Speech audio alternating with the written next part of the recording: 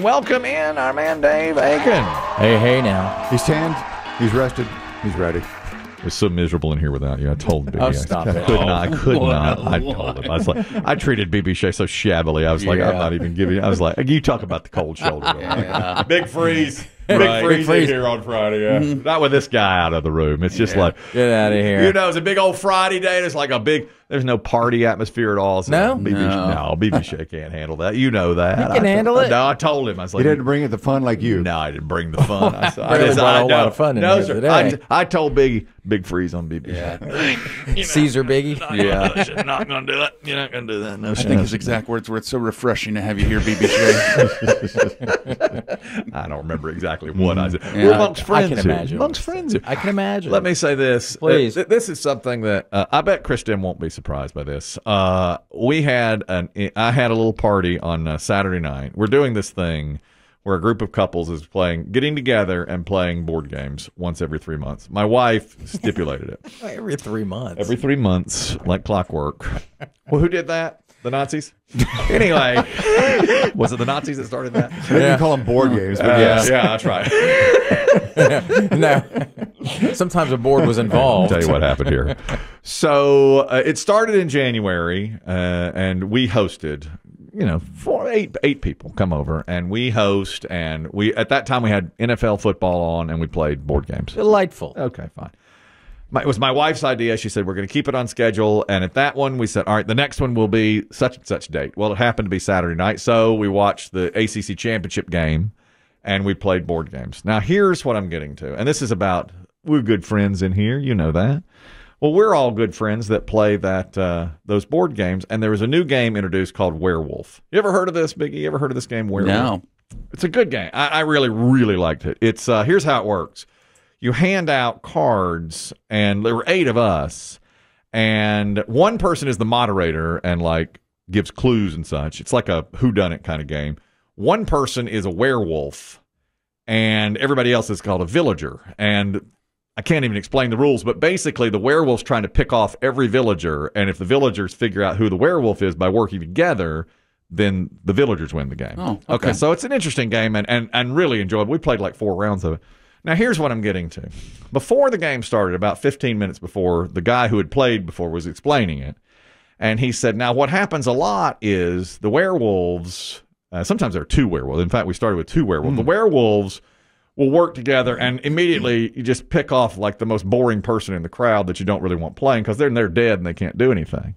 So that person, that game is over. That game's over. Once you're dead, you're done. You just sit at the table after that. So you take turns going around the board? It's not even a board. It's just a card, and I can't even explain. But do you try to figure out by questions? Yes, you have discussion after about 5 minutes. Who could it be? Based on different things that are done.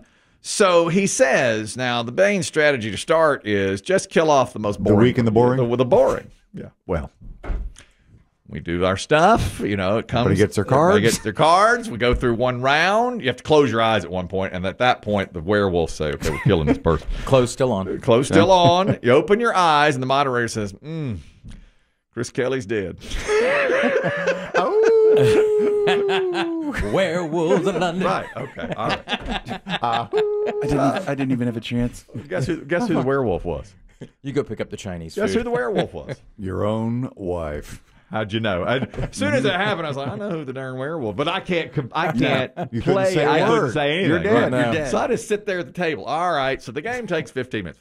All right. Reshuffle the cards. Redeal. Okay. New moderator. Everything. Blah blah. Go through it. Go through the first round. Everybody opens their eyes. Moderator says, Chris Kelly is dead. Again. Second time. Got me a second time. And I was like, well, I was going to do some work here. I was going to say something. You bad luck. It was my dear friend, the Diesel, who is my pickleball partner. He killed me. Okay? He killed me. All right. Game's over. That's it. Boom, boom. 3 times. Round 3. Round 3. New moderator. Okay. I said, I'll be the moderator. They said, no. You don't be the moderator. You haven't got a chance to play yet. Okay, great. Deal the cards. Go through the first round, everything. Everybody opens their eyes. Moderator says, bad news. Chris Kelly is dead. I said, well, I'm just going to watch the basketball game. What's the point? What's the point? So when they say kill off the most boring, worthless person there, then you know who gets it. That's a very strange direction. Yeah, it is. I was surprised. He said, here's the chatter online is that they say if you don't want to play with a guy, just kill him off. I mean, I kind of like But it. what kind of game immediately eliminates one player? Well, what happens is there's a lot to it, but the player can be saved by a doctor. One villager is a doctor, but you don't know who that is either. And he has to play that close to the vest. Oh, so the doctor doesn't want to reveal the identity Nobody saved me either. to come save you. I was going to say, The moderator said, Doc, He's bleeding to death. would anyone like to save Chris Kelly? Your wife was What's the in this doctor dish? each Is that a time. tarragon? My God, is there a doctor in the house? Nobody said a word. Sorry, I was betting on sports games. Nobody said a NC State word. looks really good. Nobody said a word. Can you believe that? They killed me 4 times. They Forced to killed- go watch a game that wasn't worth watching. Oh, man, that was something, wasn't it? Boy, I couldn't believe I'll that. tell you, NC State, man, They they tore couldn't them miss. up. What can you say? Wolfpack. Well, I mean, the Wolfpack we shouldn't have played Werewolf on the night. I'm just thinking about that. Bad luck. Why are we playing Werewolf on the night the Wolfpack are taking on the Tar Heels? This is animal related as well. We just had those animal stories of the alligator. The guy wants to keep his alligator, who's 34 years old, and he's owned the alligator more than 30 years. He literally put a pool in just for the alligator. They live that long? I was surprised too. Yeah. 34 years in captivity. And blind. The gator's blind. Blind. Oh, And did you he's- wear a straw hat? He says very gentle and that you can pet him and kids come in the water and everything. But I don't know why I believe this guy. I like this guy. There's something about him I just like, you know, and I want him to be able to keep it. Absolute loon. Now, speaking of loons, and I don't think you'll like this guy as much. This gentleman has been banned from a store you all have been to, but I haven't. He's been banned from Buc-ee's for taking his service duck into a Buc-ee's in Tennessee. This is one of the larger Buc-ee's locations, apparently. And the guy goes to Buc-ee's with his service duck. Come on. And goes inside, and he takes video of everything, you know, and he's there for like 15 minutes. And inside the Buc-ee's, the duck starts pecking on different items, including stuffed animals and so forth. So as he gets back into the parking lot, police officers come up to him and say, I'm sorry, you're going to be forced to buy the stuffed animal that the duck put his mouth on. And then eventually he does do that. They've got on video the duck like biting a stuffed animal. So they're. I was gonna buy it. I got you. Well, I they'd was like trying you to to. buy that whole thing. Okay, well, they'd like you to now. That's the whole point. Got it right here and everything. Oh, by all means. I was trying to buy a whole bunch of stuff. How much is that? It's $16.44. Here's 50. Thank you so much. Keep the change. Well, God no, I bless. don't want to do that. So I don't want the thing. I don't want to deal with Buc-ee's. That reminds me of a horrible experience, and you're rubbing it in. Good things everywhere. God bless. He said he had a bad experience inside the store because his service duck was treated poorly. And now they've said, you're just doing this for publicity. It's obvious.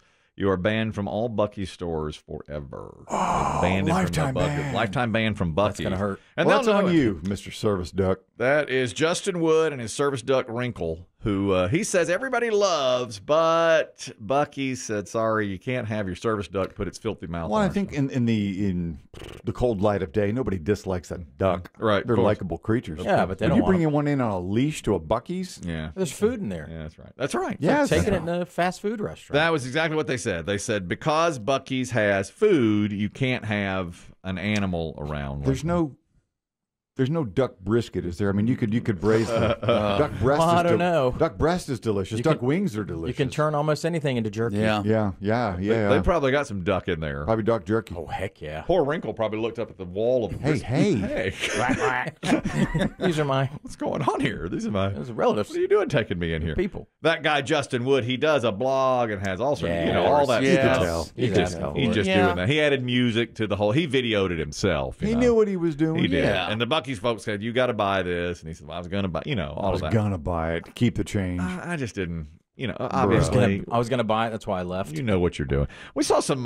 Were they service dogs yesterday at our St. Patrick's Day? They were great. I wasn't 100% sure. I was worried because I reached out to pat them. There were two kind of husky looking dogs, Yeah. but they had like full harnesses on, but they didn't say service dog. That's but they right. did have more ID than you would normally see on a dog. Yeah, but they were great. I mean, they were friendly. and we did. Yeah. We petted a few dogs out there yesterday. What a nice vibe yesterday. It was St. Patrick's Day downtown event, and a lot of people came. One guy, you'll appreciate this, Dave.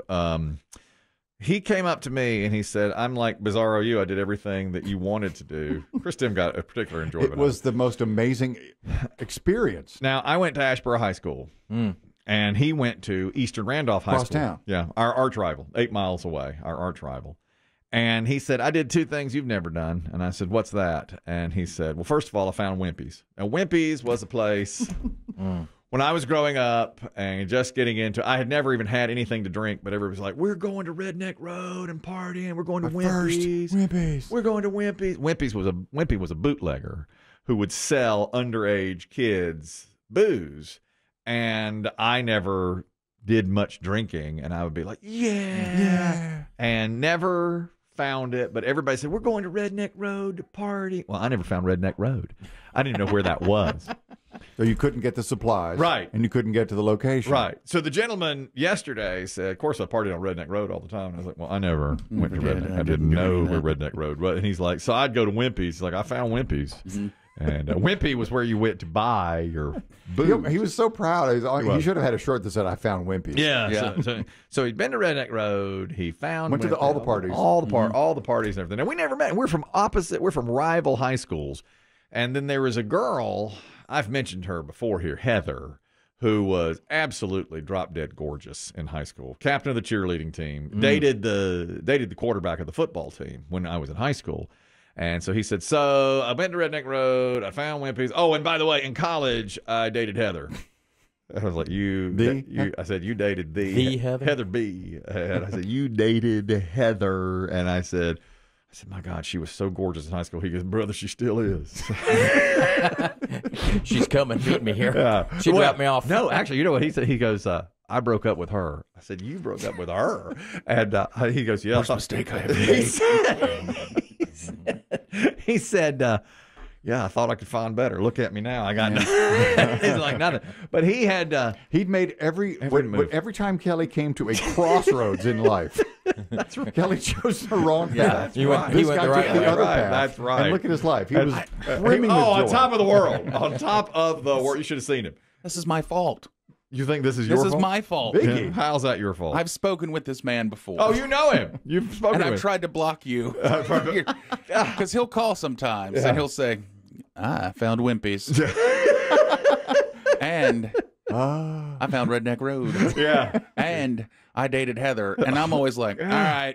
I mean, all I wanted to do was For date years, Heather. I've been trying to protect you from him, but he got to you got when I to wasn't me. around. You should have seen him too. He was like on top of the world. He was so much more fashionable than I am, and everybody around was like, "Hey!" You could tell he just moved with a sense of joy through the world. Yeah, party atmosphere and everything. And there I was. One guy said that I'm becoming way more like Howard Stern, except for the money, in my older age because I hate everything. I don't want to go anywhere Or do anything. T-shirt?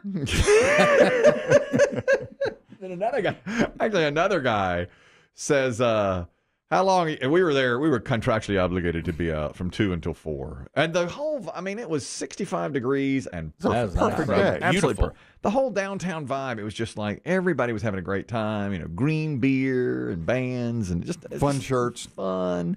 You know, somewhere I don't really fit. You don't. I was wearing black. Yeah. And a guy came up and said, what time are you guys leaving? And I said, 4 o'clock. And I looked at my watch. He goes, don't act like you don't know what time it is. Damn. He goes, I know you'll be out I here. know at you're 4. watching it. I know you'll be out here at 4:01. I lost track of the number of people who came up because, you know, Kelly and I were on opposite sides of the little table and prize wheel. And, you know, people were just coming up on the sidewalk. I lost count of the number of people who said, he really hates this, doesn't he, Kelly?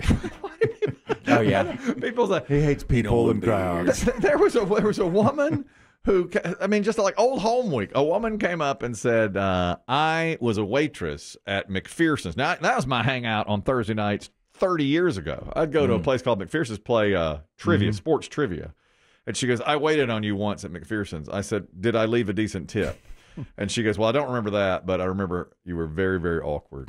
That's the word that came up. Really? And 30 years later, she looked at me and awkward. she's like, doesn't look like much has changed. I said, no, it really. She goes, you're very awkward in a crowd setting, aren't you? I said, yeah. And it's never too late to offer a tip. I am. Did that guy come up and be like, nah, I used to go to McPherson's.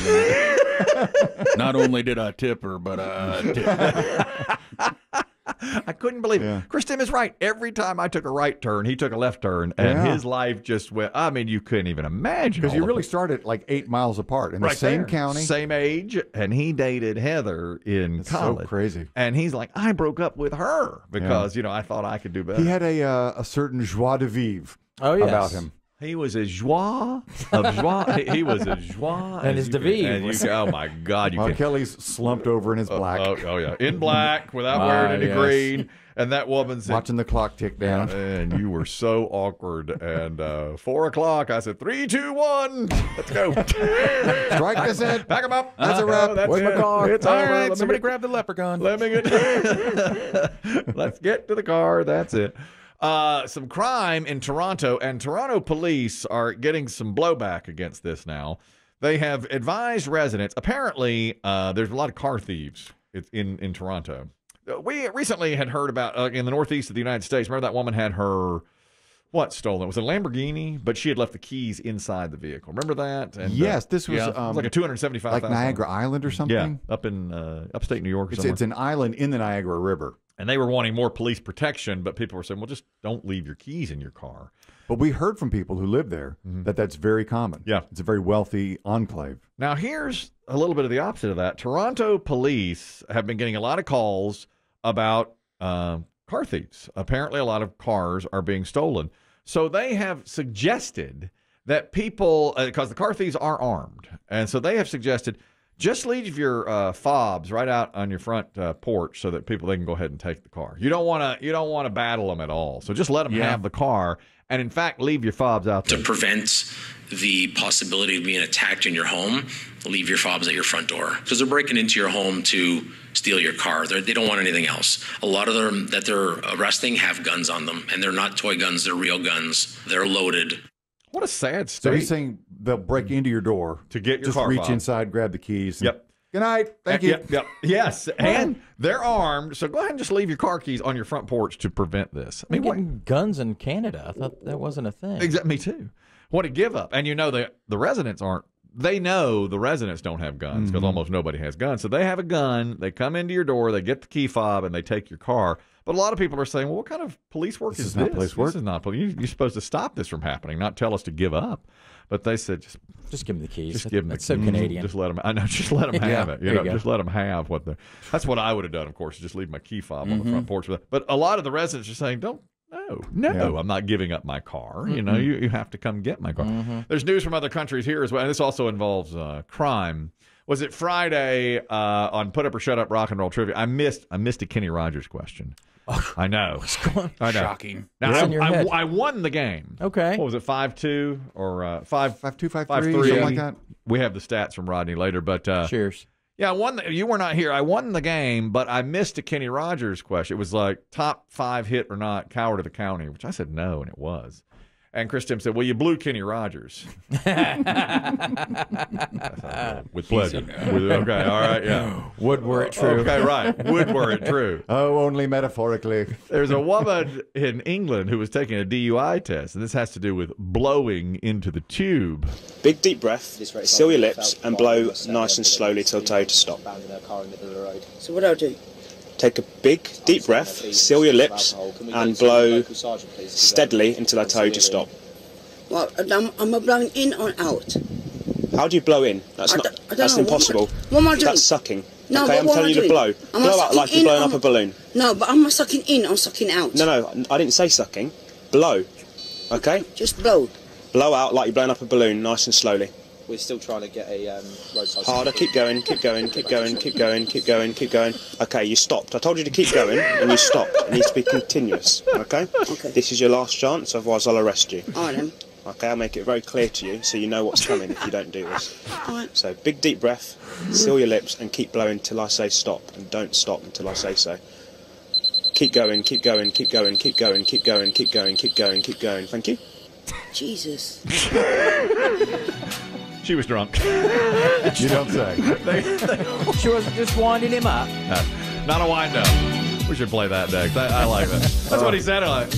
Keep blowing, keep blowing. No, so you stop there. I'm going to arrest you. Should I blow her? I didn't say sucking. No, he said suck. You said suck. Nobody said anything about sucking.